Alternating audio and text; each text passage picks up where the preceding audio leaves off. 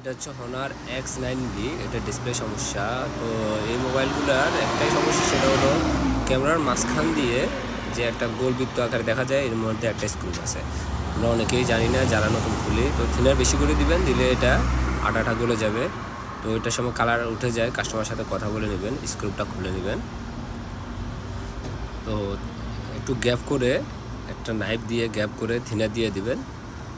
Thinner একটু বেশি দিবেন, তবে বেশি না, নিয়ম অনুযায়ী দিবেন। তো চলে আসুন। অনেকটাই হার্ড হবে। তো অতিরিক্ত হার্ডের ভিতরে আপনার বেশি জোর টান দিবেন না, তাহলে ক্যামেরার গ্লাসগুলো ভেঙে যেতে পারে।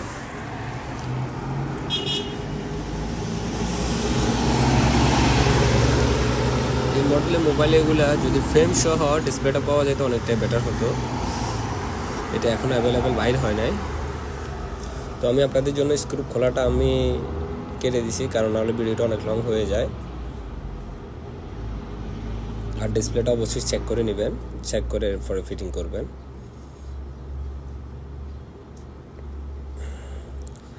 ব্যাটারিটা খোলার সময় সেমভাবে থিনার একটু বেশি দিয়ে দিবেন।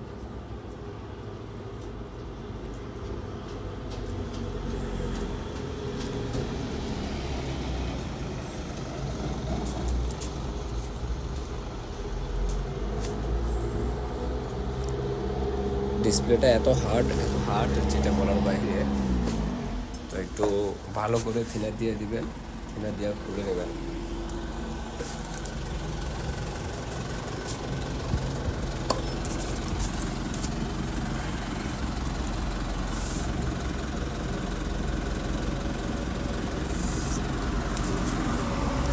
হেয়ার স্পিকারের সামনে থিনার একটু কম দিবেন, কারণ ওই জায়গায় সেন্সর আছে এবং ক্যামেরা আছে।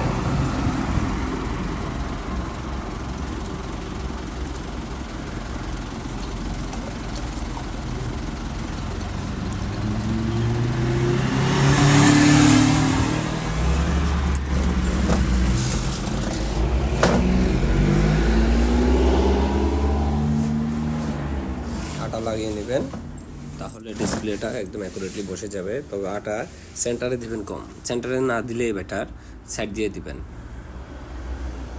যত কিনার ঘেঁষে দিতে পারেন ততই ভালো।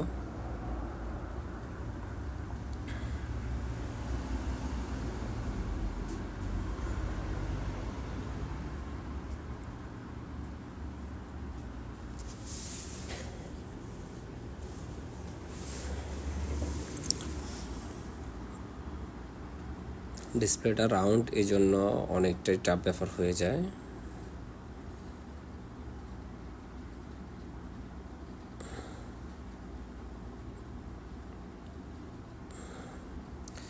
মোবাইলটাতে আমি চার্জ একটু লাগাই নিলাম।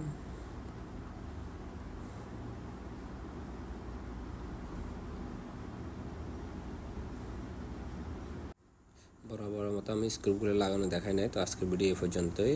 ভালো থাকবেন, সুস্থ থাকবেন। আসসালামু আলাইকুম ওয়া রাহমাতুল্লাহি ওয়া বারাকাতুহু।